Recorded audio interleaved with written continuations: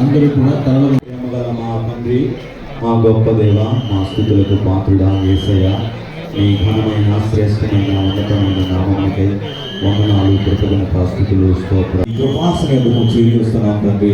మమ్మల్ని కనికరించండి, మమ్మల్ని కరుణించండి, మమ్మల్ని చేర్చుకోండి మీ భక్తుల ప్రభువా.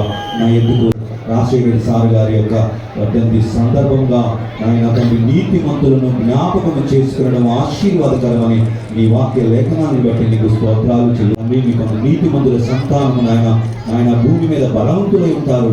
నీతిమంతులు ఎప్పుడు నాయన జ్ఞాపకంలోనే ఉంటారని నా తండ్రి మీకు స్తోత్రాలు.